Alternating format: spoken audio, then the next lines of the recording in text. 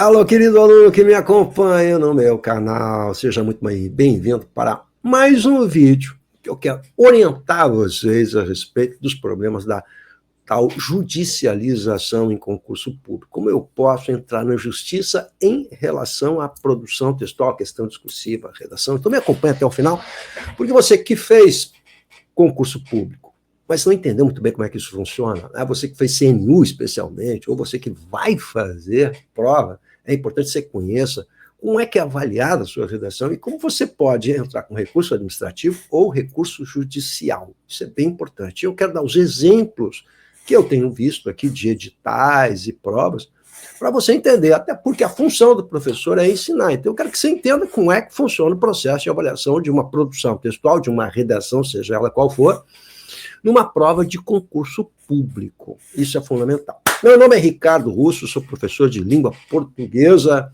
já há bastante tempo, legal. Estou acostumado com avaliações em provas de concurso público, porque eu já trabalhei em bancas fazendo essa tarefa, trabalhei 10 anos corrigindo redações do Enem, fui treinado pela FGV, pela VUNESP, pela Sebrasp, CESP Brasília, que para mim, CESP, em matéria de concurso público, é the best, fez TSE agora, eu tenho vídeos sobre o TSE, legal? Então, se você me acompanha no meu canal, você vai ver que tem vários vídeos que explicam detalhadamente o acompanhamento desse problema de como é que são corrigidas as redações e o que é entrar na justiça, se vale a pena ou não vale a pena. Por que eu estou fazendo esse vídeo? Porque eu recebo muitos alunos que me enviam sua redação perguntando, professor, é possível majorar minha nota? O verbo majorar que está na moda, né? Judicializar e majorar, dois verbos da primeira conjugação. Então, é possível judicializar? O senhor acha que eu posso majorar a minha nota? O senhor acha que eu tenho chance de conseguir melhorar a minha nota? São aquelas perguntas maravilhosas cuja resposta vale $1 milhão, né? Porque eu não tenho respostas absolutas, claras e concretas para dar para esse candidato assim, dessa maneira. É preciso que a gente entenda do que a gente está tratando exatamente. Então, vamos lá. A primeira coisa, eu tenho que ser bem didático, porque tem muita informação. A primeira coisa que eu quero apontar a você é que quando a gente trata de uma redação, seja ela qual for, escrita, produção textual, uma questão discursiva, uma prova de concurso público, isso não é uma dor de cabeça só para o candidato, né? Ó, tem redação lá no concurso, nem vou fazer.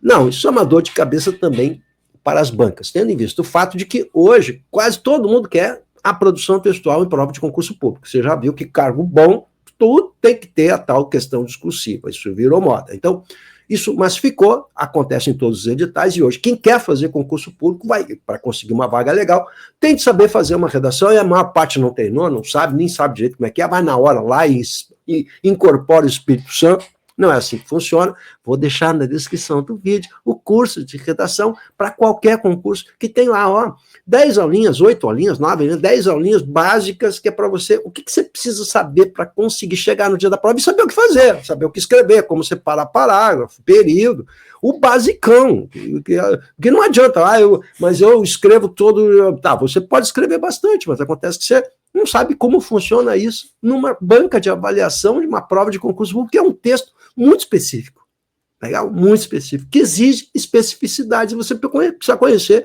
como é que isso funciona. Então, você me dizer assim, eu estou acostumado a escrever, eu produzo textos, eu já fiz meu mestrado, doutorado, não adianta, meu querido. Uma coisa é isso, outra coisa é aquela redaçãozinha com 40 linhas, 30 linhas que você precisa fazer na hora, legal? E o que você tem que oferecer para esse avaliador? E como vai ser avaliada a sua redação? Ponto. Isso é fundamental. Se você não souber, não adianta, você vai perder tempo, porque as redações elas têm um peso muito grande numa prova de concurso público. Sobre as consultas que eu recebo. Então, se você tem sua redação, não interessa ser CNU, eu tenho recebido provas de tudo que é jeito, aí, gente de tudo que é parte, PM, enfim. Como é que eu faço? Eu quero entender como é que eu faço. Eu acho que a minha nota está injusta, eu quero entrar na justiça. É possível melhorar minha nota? A pergunta sempre é, onde eu posso melhorar minha nota? Eu tenho chance, eu tenho oportunidade. A gente precisa entender o seguinte, olha só. Em primeiro lugar, quando a gente fala em um recurso judicial, não é só a sua redação e a nota se é justa ou injusta, que o juiz não tem como saber se a sua nota é justa, porque ele não é professor da área para saber se é justa ou injusta. Legal? Se você for consultar o advogado, ele vai dizer para você o seguinte: é preciso constatar dentro de todo o processo irregularidades. Então, o segredo está na palavrinha irregularidades. Então, presta atenção no tio agora. O que é uma irregularidade? Legal? Você precisa entender que uma prova de concurso público, seja questões objetivas ou discursivas, existe um negócio chamado ato discricionário. O que é o ato discricionário? O agente público e a banca incumbida de fazer aquele processo, ela e o agente público é que vão escolher no mercado de trabalho o filtro necessário que eles acham conveniente. Então, vamos botar a redação porque eu quero filtrar. Vamos cobrar tal coisa na prova porque eu quero filtrar. A filtragem, a escolha dos futuros funcionários é uma atribuição do agente público que ele bota o que ele quiser na prova, porque é ele que vai determinar. Se tem redação, se não tem, qual é o conteúdo programático, como vai ser feita essa prova, A, B, C, D, E, certo e errado, enfim, quanto pesa a redação, quanto pesa. Isso não há como contestar, porque isso é um ato discricionário, o agente público vai determinar, de acordo com aquilo que ele acha conveniente. Então, isso não se discute. Agora, por exemplo, a essa você sabe, se cair a um assunto na prova objetiva, por exemplo, ou mesmo na questão discursiva, que não está no conteúdo programático, agora nós temos uma irregularidade, um erro material. Né? E aí sim, isso cabe entrar na justiça. Então não é assim, ó, eu acho que a minha nota no conteúdo, no idioma da redação da Cisgran Rio, do CNU, não é justa. Não adianta você me dizer que não é justa, eu preciso saber onde está a irregularidade. É a primeira coisa que a gente vê. Depois a gente vê a redação também e como foi aplicada a régua, isso é outra coisa. Mas a primeira coisa que faz é constatar as irregularidades no processo. Então, olha só, quando você fala comigo e você vai mandar a sua redação, não interessa qual é o concurso, você está fazendo tal concurso, eu faço todos. Você manda, eu olho, eu não cobro nada para olhar a sua redação, mas eu não olho só a sua redação, eu preciso ver todo o processo. O que estava no edital? Se foi feita uma régua de coisa. Por exemplo, TRF5 agora, você teve TRF5, teve prazo para fazer a questão recurso administrativo, eles deram uma nota, e não tem uma justificativa clara para você entender a nota. Aí nós temos uma irregularidade, porque é preciso apresentar uma régua, um padrão de resposta. Então, olha só, qual é o padrão de resposta? Nós aceitamos para você conseguir a nota máxima se você responder isso e aquilo. Agora eu sei. Eu não recebi nota máxima porque eu não abordei isso e aquilo. Como aconteceu, por exemplo, agora no TSE.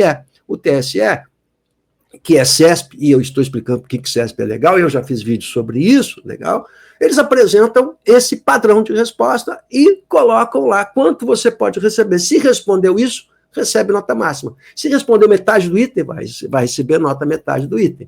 Se não respondeu esse item, zerou o item. Legal? Isso é o que a gente chama, então, de justificativa. Essa justificativa ela tem de estar nesse padrão de resposta que tem que ser oferecido, esse padrão de resposta, para você analisar. O que ocorre é que esse padrão de resposta, olha como eu estou falando de uma coisa técnica que nem só advogado sabe, porque também não adianta eu contratar um advogado que não conhece os meandros da avaliação, por isso que é necessário um laudo do prof, porque o prof vai fazer um laudo de 10 páginas em que ele vai analisar o edital, o padrão, se está correto, se o critério de avaliação foi bem empregado. Legal? Então é todo um processo, não é só olhar a sua redação e verificar se a nota está de acordo ou não está. É muito mais complexo do que isso. Não é? Então é preciso que a gente entenda essa complexidade. Então, o padrão de resposta, por exemplo, olha, estabelecemos um padrão. O que é que CESP faz? Olha a CESP como é diferente do resto. CESP faz um padrão de resposta e você recebe, antes de receber a redação, você recebe esse padrão de resposta. Você fez a prova, eles publicam o padrão de resposta. E você tem prazo para contestar o padrão. Então, se você for reclamar depois, não adianta. Tinha prazo 2 dias para reclamar o padrão. Inclusive, TSE, eu mostrei que o padrão está com problemas. Tem erro no padrão. Legal? O padrão está errado porque há um conceito que é o primeiro item lá, para o cara de analista advogado. O primeiro item está errado. Não é? E houve contestações em relação a isso, a gente está esperando as respostas. Então, você tem prazo, porque depois não adianta você querer entrar no justiça e contestar, você tinha prazo para contestar o padrão. Legal? O que aconteceu com o Cisgran Rio? Não, a Cisgran Rio apresentou um padrão junto, um padrão, um espelho de redação, junto com as... Você não tinha prazo para contestar aquele espelho de redação, junto com a redação. É o que todo mundo faz. Né? Todo mundo apresenta o padrão de resposta quando devolve a redação. Então, eu não tive prazo para contestar. Isso é um problema técnico. Isso é uma irregularidade. Você tem que ter tempo e prazo para contestar o padrão e dizer, esse padrão está errado. Tem um conceito aqui que não está correto. Tem uma bibliografia que contesta isso. Você está entendendo? Como há todo um processo, não é só a sua redação. Aí faz o padrão, ok. Aí tem prazo para recorrer no padrão, legal. Cisgran Hill não deu prazo, não fez nada. E pior do que isso, o que aconteceu? Fez um espelho de correção, Cisgran Hill, CNU, fez um espelho de correção, apresentou o espelho, lacônico, não tinha nada demais naquele espelho. Entraram com liminares pedindo a justificativa, não é? Então entraram na justiça, e nessas respostas às liminares, com as justificativas, foi apresentado um outro padrão de correção que não coincidia propriamente com o dado anteriormente. Olha a confusão toda. Agora você tem uma irregularidade, um erro material. Você tem dois padrões que não coincidem. Dois padrões que não coincidem. Então, vamos pegar o caso do bloco 4 CNU, que é o mais problemático. Lá no último item da prova, pedia correlação, lá o último item. Correlação, não sei o que não. Bastava você falar que a igualdade ela tem que ser formal, material, falar em equidade, são as palavras-chave para você receber a pontuação máxima naquele item, que é o último item. Legal? Quando eles respondem às liminares, eles colocaram mais itens. São 5 itens. Então, estou pedindo coisa que nem estava na prova, que não, a gente teria que supor isso. Não, a prova não pedia aquilo e o espelho inicial não pedia aquilo. Mas passaram a justificar a nota baixa em função desse último critério. Então, o que na justiça, quando se faz, quando eu faço o laudo, eu confronto o espelho inicial com o outro espelho e digo, olha aqui, ó, não está certo, tá vendo? Aqui pediu mais coisa, qual é o que é o certo, então? Que é o primeiro ou o segundo. Isso é um erro material objetivo e comprovado, está lá. Tem 2 réguas de correção. Como é que pode ter 2 regras de correção? Não é? Então, aí sim você tem uma irregularidade. Então, as irregularidades, elas dão conta de todo o processo. O laudo que eu faço é justamente o laudo sobre todo o processo. E no CNU teve uma bagunça danada. Legal? Mas em todos sempre há problemas. Você pode estar certo que sempre há problemas em relação a essa questão. Mas, voltando para não perder o fio da meada, então, quando a gente fala em recurso judicial, o ponto central é verificar as irregularidades do processo. E não adianta você me perguntar, mas eu mereço mais nota? Não, mas tem um monte de irregularidade. A nota é depois, a gente vai ver, não é só isso, é muito mais complexo que isso. Por exemplo, vou dar um outro exemplo CNU, né, do bloco 4.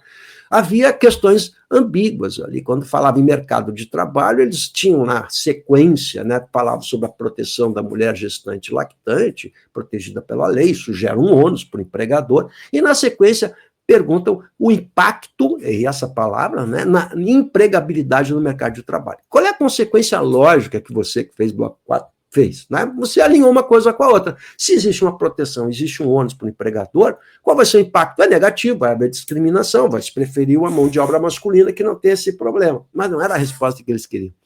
Eles queriam que você dissesse que não impactava, ou seja, que a lei protege a mulher. Mas o enunciado da questão não dizia isso. Se o enunciado quisesse falar sobre a lei, tinha que ser explícito. Como a lei protege as mulheres no mercado de trabalho? Pronto, era essa a pergunta. Agora, quando você usa impacto no mercado de trabalho e antes tem lá proteção, o raciocínio lógico é de causa e efeito. Quer dizer, qual é o raciocínio que todo mundo fez? Eu fiz 200 mil aqui, avaliações nesse sentido. Quase todo mundo escreveu a mesma coisa. Olha, impacta negativamente, porque as mulheres geram um ônus, o empregador, discriminação, mas existe, aí você bota um mas, no entanto, entretanto, existe uma proteção. Bom, se na questão, se queria saber se você sabia da lei, você sabia, disse que impacta, mas que existe sim proteção. Então, por que você perdeu pontos ali? Né? E eles estão insistindo nas liminares que não impacta. Como é que você pode afirmar que não impacta?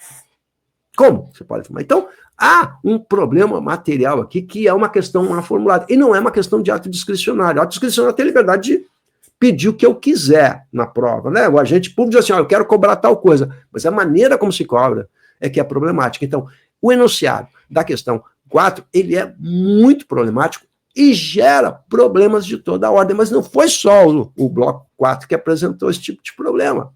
Outros blocos também apresentaram esse tipo de problema.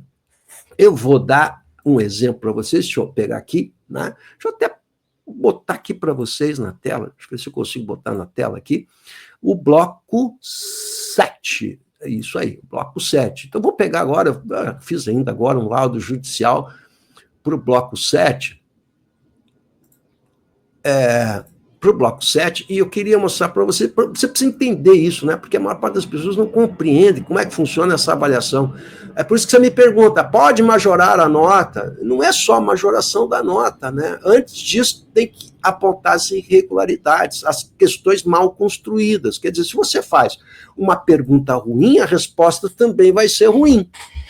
Então, lá no bloco 7, para quem fez bloco 7 CNU, o que você tem lá? Você tem 4 itens. A primeira coisa, você não sabe quanto vale cada item, né? Agora, vai fazer CES para você ver. São 3 itens e aparece quanto vale cada item. Aqui não aparece. Legal? Isso é a primeira coisa, né? Fica assim, você vai, estrategicamente, você vai fazer a prova, mas não sabe. Olha, parei um pouquinho, eu sei que esse vale tanto, então eu monto uma estratégia e eu sei quanto vale cada item. Aqui você não sabe. Então, isso é transparência. Não é ato discricionário. Isso é transparência, não é? Então, olha só, havia um texto de apoio e ele quer saber o seguinte, o papel dos agentes penitenciários, depois dois aspectos que caracterizam cada uma das dimensões, é uma questão bem técnica, mas eu quero pegar os 2 últimos, tá? Diz assim, como controle interno, né, e aí a gente tem que saber o que é o controle interno, mas tem um texto ali que ajuda a fazer isso, mas enfim, é um conhecimento que você tem que ter, quem fez a prova tem que ter. Controle interno pode contribuir para a resolução do problema da implementação da política. E o segundo, como controle externo pode contribuir para a resolução. Ora, o que aconteceu aqui então? Presta bem atenção, olha só. Quando a gente faz esse enunciado, a gente abriu uma série de possibilidades. Isso já não é mais uma dissertação expositiva que está presa ao conteúdo programático, porque isso aqui não está no conteúdo programático. Está pedindo solução. A solução é uma questão aberta. Eu posso apontar a solução que eu achar legal, que eu achar conveniente, né? A solução depende de mim. Então, quando você faz um enunciado pedindo solução, a solução é aberta. Deixa de ser uma dissertação que expõe a legislação, né? Fala sobre a Constituição e a proteção, que expõe a legislação, está presa a legislação, para ser algo aberto, portanto, totalmente opinativo, em que eu tenho a liberdade de escolher aquilo que eu achar conveniente. Legal? Então, esse foi um dos probleminhas que nós verificamos. Deixa eu ver uma coisa aqui, se eu ponho outro aqui para vocês. Porque a régua, né, curiosamente, a régua vai apresentar o padrão. Deixa eu mostrar para vocês o padrão, então, do bloco 7. Já que eu estou aqui, vou até o fim, né? Olha só, vamos apresentar o padrão do bloco 7. Olha aqui. Está aqui para você ver, olha só o padrão do bloco 7, tá? Então, eu tinha que apontar como uma solução, né? Então, olha o padrão, o que aconteceu nesse padrão aqui. Deixa eu aumentar um pouquinho para você ver. Olha só. O candidato deve analisar o modo como o controle interno, segundo definido na Constituição Federal, aqui está preso a Constituição, ou regulamentação específica, pode contribuir para a resolução do problema. Bom, então tá, agora vai. Serão aceitas, né, descrições de sistemas ou ações do âmbito do Poder Executivo com foco em mecanismos de controle e fiscalização para acompanhamento, avaliação da adequação da política, auditoria interna. São várias sugestões de solução. Tá, mas e se eu apontar soluções que não são essas aqui? Né? As soluções são minhas. Né? Vamos ver no último item. São aceitas inscrições de sistemas ou ações do âmbito do Poder Legislativo e auxílio de órgãos de controle para a produção de relatórios, auditoria, fiscalização e avaliação de casos extremos. Você está vendo que é uma questão aberta? Eu posso ter apontado, eu peguei vários candidatos aqui do Bloco 7 que apontaram elementos diferentes, distintos desses que estão aqui. Não é? E qual o problema nisso? Quando você diz qual a forma, desde que isso esteja atrelado à Constituição, seja factível, etc, etc., qual o problema? Por quê? Porque à medida que você abre um enunciado, que você pede uma solução, você abriu a redação para outro tipo de texto. Aí a gente está falando de uma dissertação argumentativa, que é outra novela, né? Diferente da expositiva. Isso é muito importante. Ora, então, o enunciado da questão, quando ele tem problemas técnicos, eu analiso no lado esses problemas técnicos e aponto, olha, isso aqui deu uma ambiguidade, dá para entender assim, mas dá para entender assado. Legal? Vou dar mais um spoiler para vocês. Qual foi o grande problema no CNU? Havia só uma avaliação de conteúdo e uma avaliação de idioma. Ora, quando você tem uma avaliação só, a discrepância, a nota pode ser injusta. Por quê? Porque o avaliador vai corrigir trocentas redações naquele dia, ele pode dar uma nota mais alta, mais baixa, como aconteceu de fato. Eu peguei candidatos que tiraram nota máxima no idioma e estava crivado de erros. Eu peguei candidatos que tinham um errinho só e descontaram um monte desse candidato. Legal? Em termos de idioma, legal? Então, por que isso? Porque errar é humano. Então, o que é que o CESP faz? O CESP diz o seguinte, ó, presta atenção, que eu vou falar. Ó, são 2 avaliações para cá, tem 2 avaliações de conteúdo, 2 de idioma, e a nota que fica é a média. Ora, quando você faz isso, quando você tem esse rigor técnico, legal? Quando você tem esse rigor técnico, você tem provavelmente uma nota mais justa, né? O que acontece é que isso gera um custo muito maior para a banca, e aí as bancas não querem ter esse custo. Então, por isso que não falam nada sobre a avaliação, mas CESP está lá. E mais do que isso, CESP diz assim, ó, então, 2 avaliações de conteúdo, 2 de idioma, fica médio, tá? E se tiver 25% de diferença de uma para outra, haverá uma terceira avaliação, então pode ter até 3 avaliações para o CESP Brasil. Olha, esse é um cuidado que o Enem tem também, técnico, para dar justiça no certame, porque se for uma avaliação só, o avaliador pode estar com cólica, legal, dor de barriga, a sogra está lá, visitou ele está mal-humorado, vai dar uma nota baixa para você. É humano, cara, vai corrigir 200 redações, está mal-humorado, eu não quero avaliador mal-humorado corrigindo meu texto no dia da prova, legal? Você está entendendo como uma coisa funciona? Então não é só a nota. Então, para aquele candidato que está pensando em judicializar, não é? Está na justiça, você precisa entender, meu querido, primeiro, que o advogado não sabe, não conhece esse processo, porque ele não está acostumado a lidar com avaliações de redação em prova, ele não sabe o que é cobrado, não sabe exatamente o que é uma régua de correção, como é avaliada a redação, os problemas no enunciado. Essas questões técnicas têm que ser feitas por um laudo. É o laudo que o professor faz. Eu faço um laudo técnico sobre todos os aspectos, que o advogado vai lá pegar esse laudo e vai usar na sua petição inicial aspectos do laudo que ele achar pertinentes, ou seja, as irregularidades que eu estou apontando, ele vai colocar, anexa ao meu laudo. Não é? Ou como já diz alguém, anexa junto, como se tivesse outro jeito de anexar, que não fazia, anexa ao laudo, para dar credibilidade à peça. Legal? Então você precisa, até porque o advogado vai se inspirar naquele laudo para isso. Então, não adianta você contratar só um advogado para ele venha fazer isso, ele não sabe o que é uma irregularidade dentro desses detalhes técnicos que eu estou passando aqui para você. Então, tudo isso é a complexidade, tudo isso demanda a complexidade do raio da redação numa prova de concurso público. Mas é o dragão que a gente tem que enfrentar.